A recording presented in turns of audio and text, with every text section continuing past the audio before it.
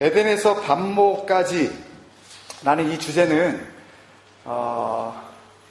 그냥 성경을 한번 이런 기회에 쭉 한번 읽어보자라는 그런 제안이에요. 그죠? 예. 웬만한 거 가지고는 이제 유혹을 안 당하시네요. 예. 쭉 한번 그냥 훑어보자 이런 제안만은 아닙니다. 한번 뭐 읽어보자.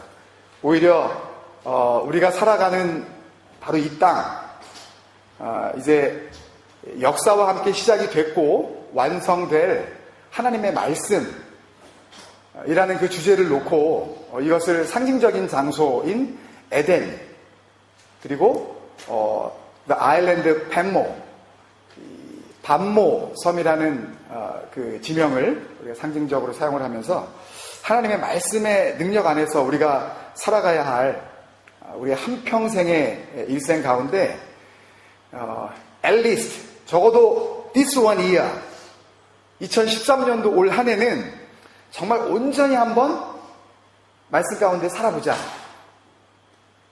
그리고 그 다음부터는 내 맘대로 살자. 네. 정말 온전히 말씀 가운데 우리가 나아가고, 그리고 그렇게 하나님 앞에서 영적으로 훈련받은 우리가 이제 계속하여 더욱 하나님 앞에 나아가자. 그런 거룩한 제안 아니겠습니까, 여러분? 정말 홀리 프로포절입니다, 이것은. 제가 드리는 거예요. 주님께서 우리에게 주시는 제안인 줄로 믿습니다. 아멘 안 하시는 분은 또 뭐예요? 다 동참하고 계시죠? 여러분, 저는 이런 게 진정한 콜링이라고 생각합니다. 뭔가를 해야 되고, 어떤 역할을 우리가 맡는 것도 굉장히 중요한 콜링이지만, 진정한 콜링은 삶 전체를 향한 콜링이에요. 그것에 대한 부르심이 진정한 소명이라고요. 불러주셨습니다, 하나님께서. 이 길을 같이 가자고. 2012년도에 우리가 함께 모여서 주님 생각 에클레시아라는 공동체를 이루게 하시고 몸을 감았어요. 우리의 이런 피지컬한 바디를 하나님께서 같이 하나 되게 하셨다고요. 그리고 말씀을 주셨습니다. 그리고 그 말씀을 통하여서 혹 우리 안에 죽어가는 영혼들이 있었다면 그 영혼들을 하나님께서 살려내 주신 줄로 믿습니다. 다른 걸로는 불가능해요. 다른 걸로는 마치 살아나는 것 같아도 그것이 진정한 살아남이 아닙니다. 내가 살았다고 착각하게 만드는 그런 요소들이, 그런 유혹들이 교회 안에 얼마나 많은지 몰라요. 말씀이 아니면 살아날 수가 없는 것이 생명인 줄로 믿습니다.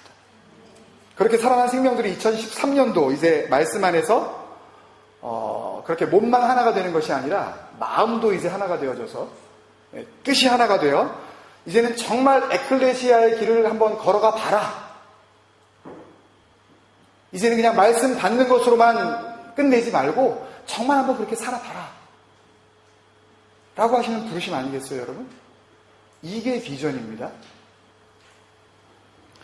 여러분들이 잘 아시는 잠언 29장 18절 말씀, 영어 성경으로 제가 읽겠습니다. 여러분들은 한글 성경이 필요하신 분들은 한글 성경 찾아서 읽어주십시오. 잠언 29장은 누가 정말 지혜 있는 자인가? 여러분 똑똑하다고 생각하십니까? 네? Do you think you are smart? clever? 또 그렇게 생각 안 하는 사람은 또 뭐예요? 정말 지혜로운 자가 누군가? 그리고 누가 어리석은 자인가?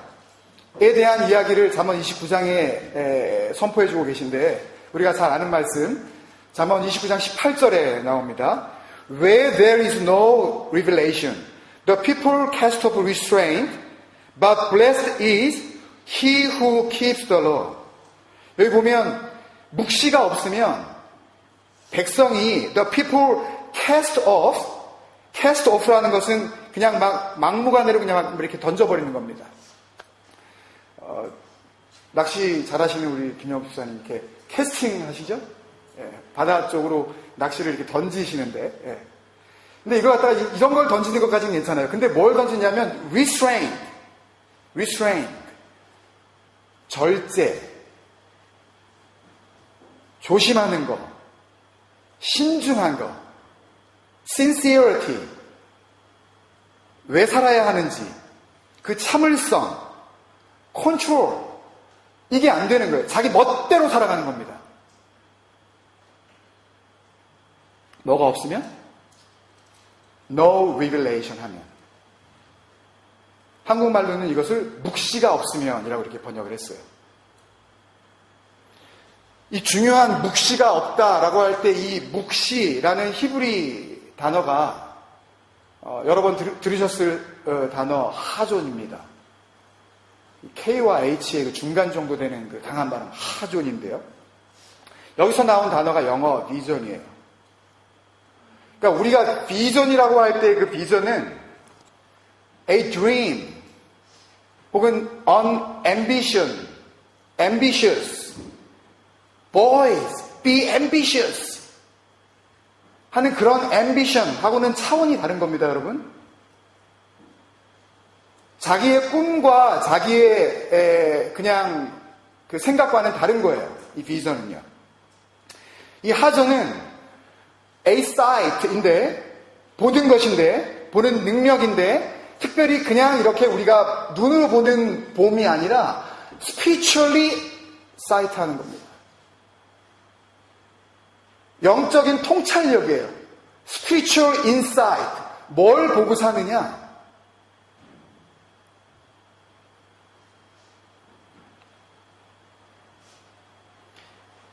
에덴에서 반목가지를 왜 주셨는지, 이런 시리즈 설교를 단순히 어떤 연속 설교로 우리가 이렇게 쭉 한번 해보자라는 그런 그 방법론적인 의미에서 이해하시면 절대 안 됩니다. 이 안에서 하나님께서 우리를 부르시는 부르심에 대한 spiritual insight, 그 통찰력이 우리에게 있어야 해요. 왜 말씀 앞으로 부르시는가?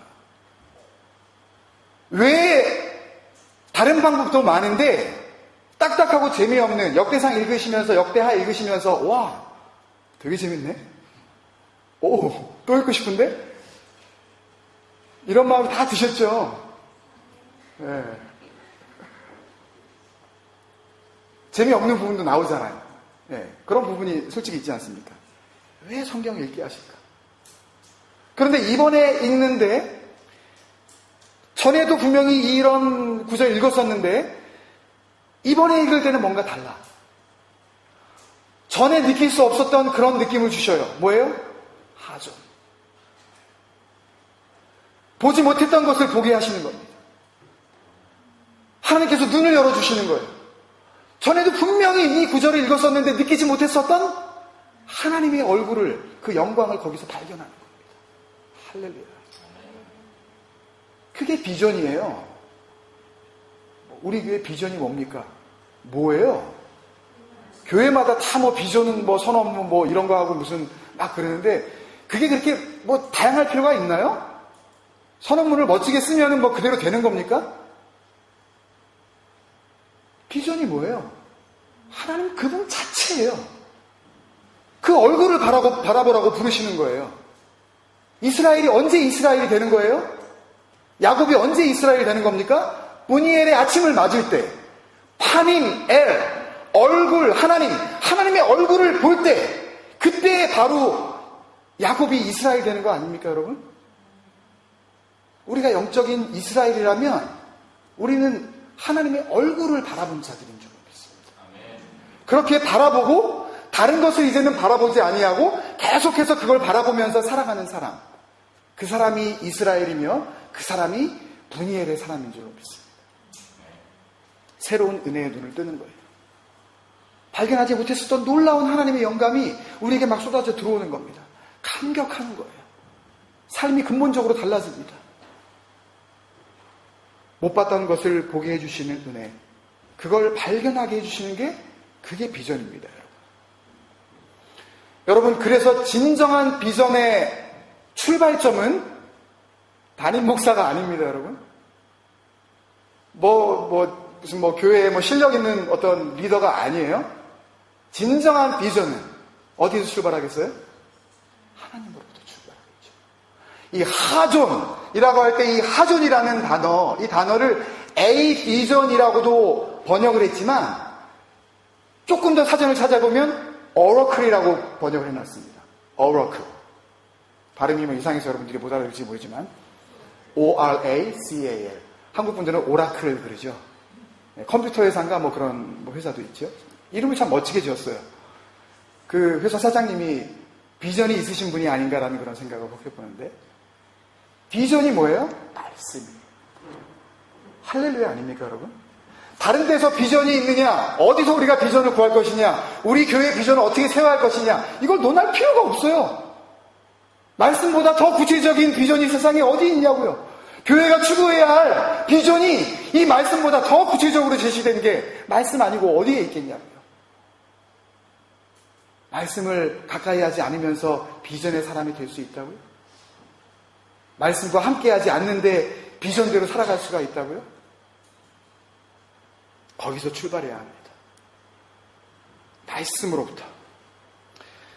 여러분, 그러니까 우리 각 사람에게 주시는 비전이 조금씩 달라 보일 수는 있어요. 그리고 각 가정에게 나타나는 비전이 그 과정상에서 조금 차이가 있어 보일 수는 있습니다. 그렇지만 그 비전이 하나님께로부터 온 진정한 비전이라면 주신 분이 같은 분이기 때문에 결국 그 모든 각 사람들이 함께 모이고 그 가정들이 하나님 앞에서 모이게 되었을 때 가야 하는 길은 당연히 같을 수밖에 없죠. 그죠? 같은 곳을 바라볼 수밖에 없습니다. 그죠? 같은 뜻을 갖고 같이 가지 않으려 같이 가지 않을 수가 없어요. 진정한 비전 가운데 교회가 가기 시작한다면. 여러분, 그런 비전의 사람으로 살아가기를 정말 원하지 않으십니까? 아모스 선지자가 하나님의 계시를 받아서 이런 말을 했습니다. 아모스 선지자는 하나님의 이 비전, 이 하나님의 오러클, 이것을 헌신짝처럼 버려버리고 하나님이 아닌 것들을 열심히 섬기고 있는 북왕국 이스라엘들의 왕들에게 하나님의 심판을 예고하면서 이렇게 이야기했습니다. 니네가 하나님과 뜻이 같지 않은데 하나님께서 어떻게 너희와 함께 길을 갈 수가 있겠느냐.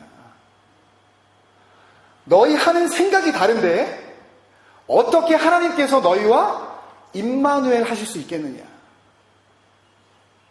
그런 의미로 비유를 들어서 함께 길을 가는 그 두 친구의 비유를 들어줬는데요. 비유라 그러면 우리가 좀 이렇게 눈이 번쩍 띄어져요. 비유에 대해서는 우리가 이제 일가견이 생겼기 때문에, 주님의 어려운 비유도 우리가 잘 넘어가고 있기 때문에 구약에서 나오는 비유, 하나님께서 좀 정확하게 보여주시거든요. 구약의 비유들을. 이런 비유들은 정말 복음으로 받아들일 수 있는 능력이 막 생기는 것 같아요. 아멘. 아모스 3장 3절입니다. 이것도 영어 성경으로 제가 먼저 있습니다. Do two work together unless they have agreed to do so. 두 사람이 뜻이 같지 않은데 어떻게 동행하겠으며. 여러분, 두 사람이 뜻이 같지 않은데 무슨 뜻이겠어요? 비전이 같지 않아요. 시작도 다르고 출발도 다르고, 그러니 길도 다르고, 길이 다르니 가는 것도 다르고, 가는 곳이 다르니 같이 갈래야 갈 수가 없는 거죠. 말씀을 준비하면서 그런 그 마음을 주십니다. 다 이렇게 우리가 찬양하면 너무 시간이 길어질 것 같아서 그런 찬송이 있죠. 주와 같이 길 가는 것. 찬송가 430장인데요. 우리 한 절만 한번 같이 반주해 주실 수 있으면 감사하고. 찬송가 430장 2절, 3절, 4절은 숙제입니다. 영적인 과제라고 생각하고 집에 가서 꼭 한번 삶 가운데 주님과 함께 고백해 보시고 1절만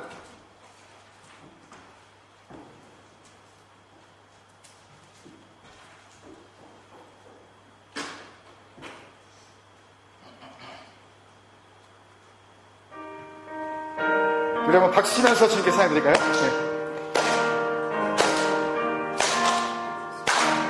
주와 같이 길 가는 것 즐거운 일 아닌가. 우리 주님 걸어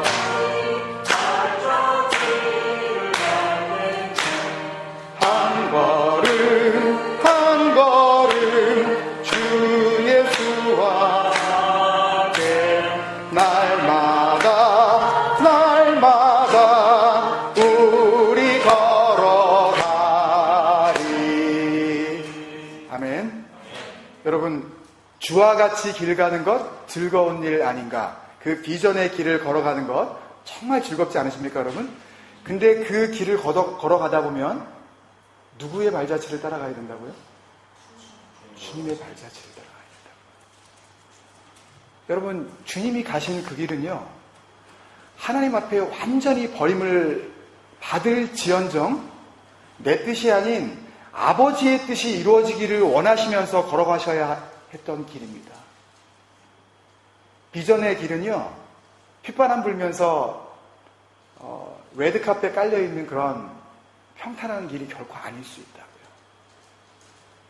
여러분의 뜻이 아닌 아버지의 뜻 가운데에 그 비전의 길을 정말 걸어가려고 하시면 우리가 생각할 수 없는 그 아픔의 길을 우리는 즐겁게 걸어가야 하는 그런 순간이 우리에게 분명히 다가오게 될 거라고요. 그런데도 날마다 날마다 주님과 함께 걸어가시겠습니까, 여러분? 여러분들이 다 아멘으로 살아가고 계시는 줄로 믿습니다. 그런 의미에서 보면 저 지난주에 우리가 나눈 열왕기서 있죠. 이 열왕기서를 잠언의 말씀의 그 표현의 그 방법을 빌리면 열왕기서는 이스라엘에 왜 비전이 없어졌는지, 비전이 왜 사라졌는지. 아니, 나라가 없어졌잖아요.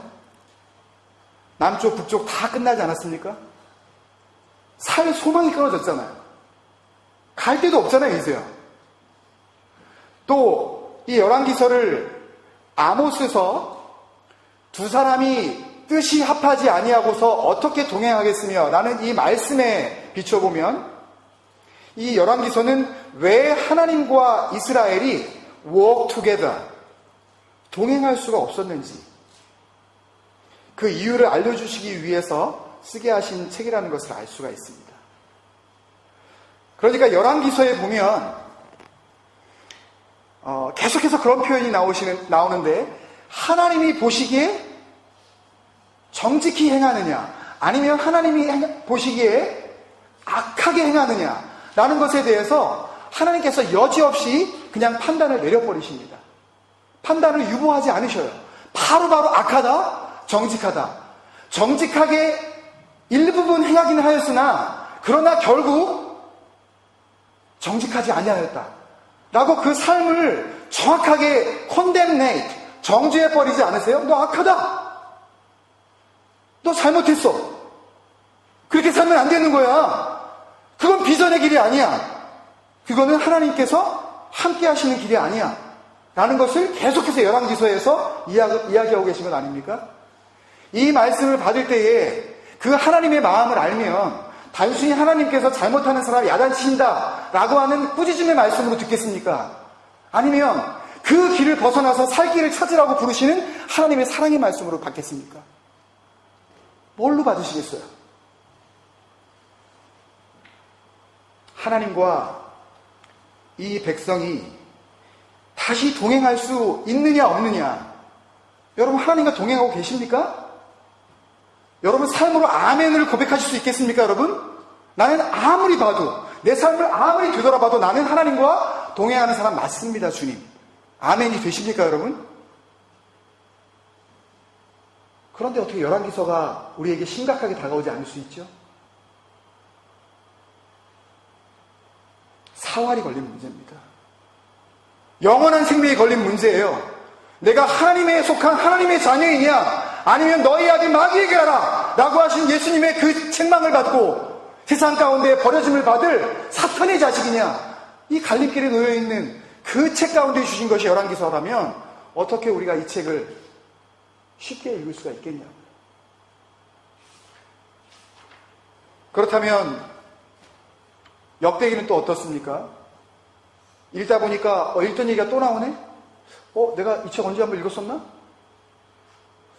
최근에 읽었었던 것 같은데? 어디서 읽었지? 나 원래 성경 잘 안 읽는데? 근데 굉장히 이거 친근하게 느껴지네? 가만히 생각해봤더니 반복하고 계시네. 근데 또 반복하는 내용을 봤더니 또 똑같지도 않아. 왜 이러실까? 왜 비슷한 내용을 다시 기록하게 하셨을까? 여러분 곰곰이 생각해보면 그 이유가 분명해지지 않습니까? 이제 잘못이 뭔지 알았다면 신실하신 하나님께서 약속의 파트너로 부르신 이스라엘 백성들을 통하여 어떻게 하면 그 약속의 동역자로서 함께 그 길을 다시 걸어갈 수 있는지 그 길을 다시 제시해 주시려고 다시 한번 반복해서 뭔가 언급하시고 계신 것은 아닌가 우리가 생각할 수 있지 않겠습니까? 그래서 이 역대기서를 정리하면 잠언의 표현을 빌리면 이스라엘이 완전히 잊어버렸었던 그 비전을 다시 찾게 해주시려. 그러니까 어디부터 시작하는 거예요? 이 비전의 뿌리 어디부터 시작을 해야 돼요? 첫 단어 아담부터 시작을 해야죠. 하나님께서 처음 약속하셨던 그 약속의 첫 타자, 그 선두주자 아담부터 시작을 해야 그래야 그 비전의 근원을 쫓아갈 수 있을 거 아니에요. 여러분 그 비전에 대해서 갈망하고 있는 사람이라면 아담의 이야기가 나오고 장장 9장에 걸쳐서 제가 한번 세봤는데요 1159명의 이야기가 나옵니다. 이게 또 맞나 틀리나 또 집에 가서 세보실 분은 없으시겠지만 혹 제가 한두 명 더하거나 혹 뺐다 하더라도 좀 용서해 주세요. 그러나 참 많은 사람 이름이 나와요. 그 많은 사람의 이름이 나오는 이유가 뭐겠어요? 그 비전의 뿌리를 찾아가려. 그 비전이 어떻게 흘러 여기까지 왔는지 하나님께서 주신 그 꿈의 약속이 어떻게 흘러서 나에게까지 왔는지 그 근원을 바르게 찾아가려고 발버둥을 치는 건 아닙니까? 하나님 앞에서 주여 비전의 뿌리를 붙잡게 하여 주옵소서. 그 비전이 가물가물합니다. 이제는 하도 많은 세월이 흘러서 비전이 도대체 어디서부터 시작되었는지 알 길이 없네요, 주님. 그 뿌리를 향하여서 하나님 앞에 갈급함으로 나아가고 있는 한 사람의 쓰임받고 있는 성령의 도구를 우리가 발견할 수 있지 않겠습니까? 역대기입니다. 이것을 또 아모스의 표현을 빌리면 두 사람, 하나님과 이스라엘이 하나님과 이제는 다시 동행하게 해주시려고 이제는 하나님께서 같이 하나님과 함께하는 그 길을 가게 해주시려고 그래서 잠언의 표현을 가지고 이 역대기를 한 단어로 압축하고 또 줄이면 저는 이렇게 말씀을 드리고 싶습니다. 잃어버렸던 비전을 다시 찾게 해주시려는 비전 회복 Reconciliation of the Vision 비전에 대한 복구 그렇다면 하나님과 다시 길을 가게 해주시는 이 회복의 은혜는 뭐라고 표현할 수 있을까요? Reconciliation of the Lord Reconciliation of the passage 하나님께 우리가 어떻게 하면 나아갈 수 있는지 그 은혜의 통로를 열어주시는 회복 아니겠습니까, 여러분? 역대기는 놀라운 책입니다. 역대기는 따분하고 재미없는 책이 아니에요. 한번 성경 일독하려고 그러다가 시험 드는 그런 책이 아닙니다. 역대기 앞에 서면 가슴이 뜨거워지는 거예요. 역대기 앞에 서면 비전의 주인공 되시는 하나님과 우리의 실체를 발견하면서 주님 앞에 감격할 수밖에 없는 것입니다.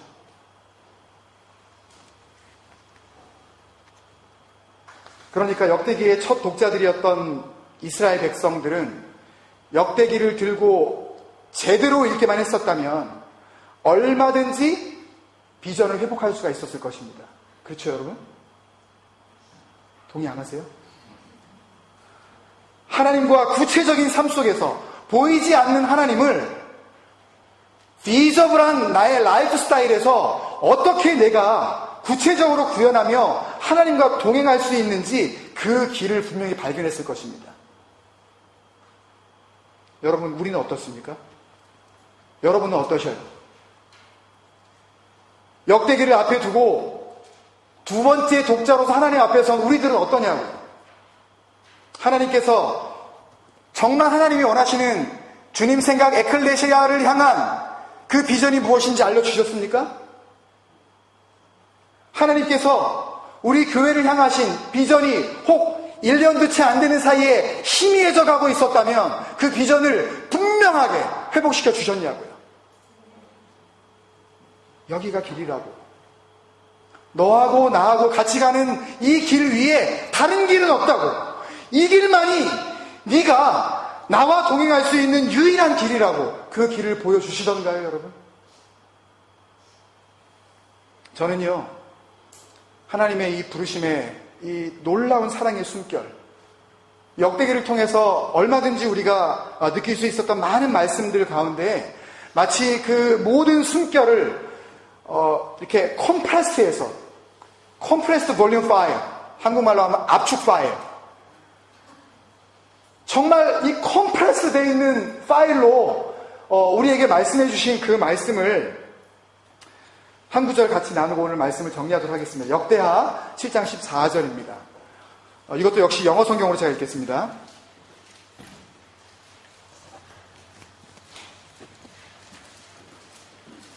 자꾸 이렇게 제가 영어 성경 뭐 읽고 그러다 보면 저도 뭐 언젠가 여러분들이 이해할 만한 영어 설교 이렇게 잘할 수 있지 않겠어요? 여러분? 아멘? 네. 축복해 주세요. 네? 부족한 저를.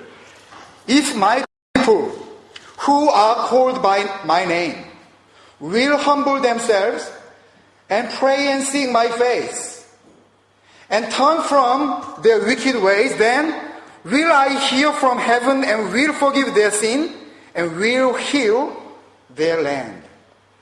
내 이름으로 일컫는 내 백성이 그들의 악한 길에서 떠나고 스스로 낮추고 기도하여 내 얼굴을 찾으면 내가 하늘에서 듣고 그들의 죄를 사하고 그들의 땅을 고칠지라. 여러분, 여기서 말씀을 정리하면서 저는 세 가지 은혜를 같이 나누고자 합니다.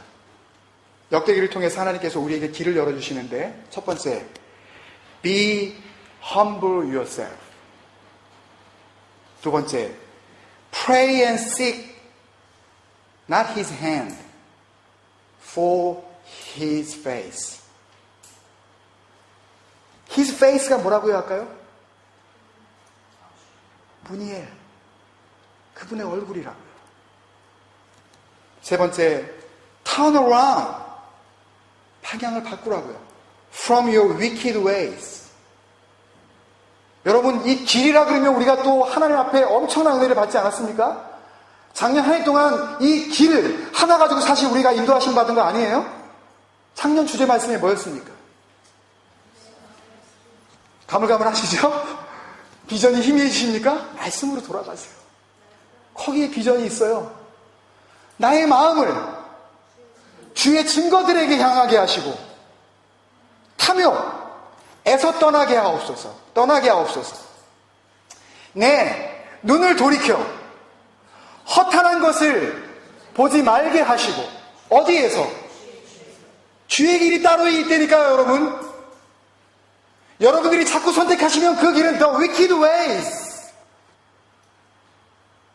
그러나 말씀 안으로 들어와 살면 그때 우리도 살고 하나님의 약속도 살아나는 그 주님의 길 위에 서실 수가 있다니까요.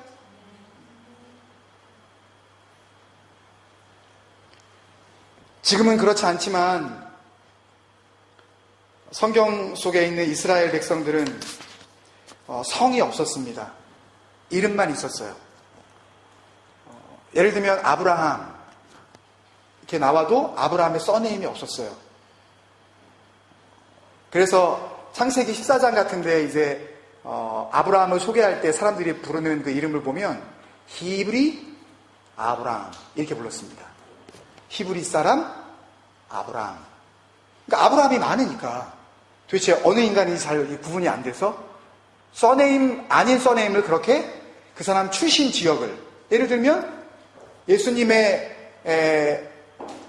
이 십자가에 이제 그 죽으신 그 몸을 가져갔었던 사람, 부자 아리마대 요셉. 이 사람의 써네임이 아리마대가 아니에요. 아리마대에 사는 요셉.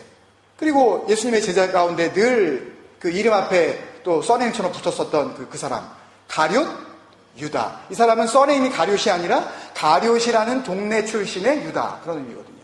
유다가 많으니까 그렇게 구분을 한 겁니다. 오늘 우리가 받아야 하는 은혜, Be humble yourself, pray and seek His face, turn around from your wicked ways. 이 은혜도 너무너무 소중하지만 하나님께서 이 은혜를 주시기 전에 더 큰 은혜를 줘버리시네요. 저는 말씀을 준비하다가 이 비전을 받고 감격하지 않을 수가 없었습니다. 하나님께서 이렇게 먼저 나를 새로운 피조물로 인정해 주십니다. 여러분, 제가 김씨인 것은 우리 아버지가 김씨이기 때문입니다. 제일이가 권씨인 것은 제일이의 아빠가 권씨이기 때문이에요. 하나님께서 우리에게 뭔가 써네임을 붙여주신다면 써네임을 붙여주시는 그 순간 나는 그분의 자녀, 그는 우리의 아버지가 되실 줄 알았어요.